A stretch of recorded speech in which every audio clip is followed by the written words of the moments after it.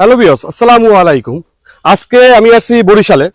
তো বরিশালে একটা জিনিস আসে দেখতে পারলাম, সেই বিষয়ে আপনাদের সামনে আসা কথা বলা। তো আগে আমরা আমের ব্যাপারে কথা বলি। আগে আমরা রাজশাহী, রংপুর, নওগাঁ, কুড়িগ্রাম এদিক থেকে আমের আমরা করে থাকতাম যে ওদিক থেকে আম আসবে, তারপর আমরা আম খাবো। কিন্তু বরিশালে এসে এসে যেটা দেখলাম যে বরিশালেও এখন বাণিজ্যিকভাবে রূপালী আম চাষ হয়। সেটা হচ্ছে আমারই গ্রামে। নিয়েই সেই বাগানটা পরিদর্শন করব। চলেন তাহলে বাগানটা পরিদর্শন করা যাক। যে বরিশালও যে হতে পারে আমের সেটা আসলে না দেখলে নয়। আমিও আমিও করছিলাম না, তো আমি গ্রামে এসে দেখলাম যে আসলেই যে উত্তরবঙ্গের যে আম নিয়ে আমরা যে করি, ওই আম কিন্তু এখন আমাদের বরিশালেও হয়। এই যে দেখেন,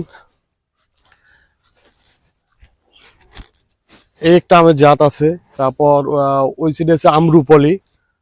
আমরা আমরুপলি দেখবো। এটা হচ্ছে অনেক আম পারছে, পাইরে বিক্রি করছে। তো আমাদের বরিশালে এখন আর আমাদের ওই যে উত্তরবঙ্গের রাজশাহী, নওগাঁ, সিরাজগঞ্জ এদিকের আমের জন্য যে টেনশন করতে হবে, সেই টেনশনটা কিন্তু এখন আর নাই। এখন অনেকটাই হচ্ছে যে আমাদের কমে গেছে, যেহেতু আমাদের দেশি এখন এই বরিশালী পর্বত গ্রামেই যে এখন আমাদের এই চাষগুলো হয় আমের। আসলে এটার জন্য আসলে আমরা ভাগ্যবান যে অনেকেই উদ্যোগ নিছে। অনেকে তো সাহস করে উদ্যোগ নেয় নাই যে হয় না না হয়। আপনি দেখেন এই গাছটা যে কি সুন্দর আম ধরে আছে।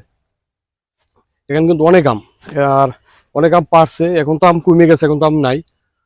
আমরা আগে আম খাইতাম যে গ্রাম আর কি, আমাদের দেশেও কিছু আম খাইতাম যেটা পোকা হইতেই হইতো।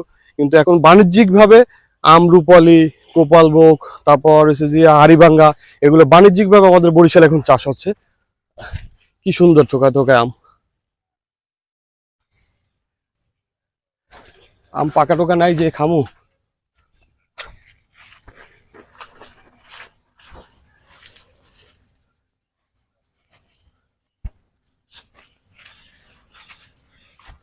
সুন্দর আমাদের এখন আর আমাদের টেনশন নাই যে আমাদের উত্তরবঙ্গের আম আসবে না, আমরা খেতে পারবো না।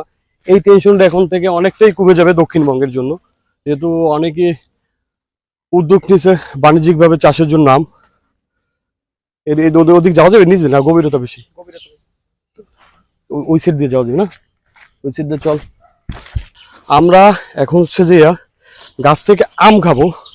তো আম হচ্ছে যে আমাদের এখন শেষ পর্যায়ে, অনেক আম পারে বিক্রি করছি এখন হচ্ছে শেষ পর্যায়ে। তারপর আমরা চুরি করে খাচ্ছি না, আমরা মালিক হচ্ছে আমাদের ভাই, আমারই ভাই, ঠিক আছে। মালিকের কাছ থেকে বলে তারপর আমরা আসছি আম খাইতে। তো এখন একটা আম পারবো, দেখি আমটা ফাইটে গেছে, পারছে দেখে। আমরা কিন্তু ফাইটে গেছে এবং পাখি তো একটু হয়েছে। কিন্তু আমগুলো আমরা ফার্স্টে ভাবছিলাম যে এই অবস্থা, তো একটু টেস্ট করে দেখি আমটা আসলে কিরকম লাগে। অসম্ভব মিষ্টি, অসম্ভব, ঠিক আছে। আমরা যেগুলো রাজশাহী, নওগাঁ, তারপর হচ্ছে যে সিরাজগঞ্জ এদিকে যে আমগুলো খাই, হচ্ছে রংপুরের হাড়িভাঙ্গা, সেম আমগুলো এত মিষ্টি, ঠিক আছে, একদম অবিকল এরকম মিষ্টি। তো আমগুলো খুবই আসলে সুস্বাদু। আমগুলো পেরে খাচ্ছি। তো আপনাদের যদি খেতে ইচ্ছে করে চলে আসবেন বরিশালে, ঠিক আছে। এখন থেকে বরিশালে আম খাওয়াবো আপনাদের, রংপুরের না, ঠিক আছে, সরাসরি বরিশালে আম খাওয়াবো। তো আম আচ্ছা, আমাদের আমগুলো অনেকটাই কমে গেছে।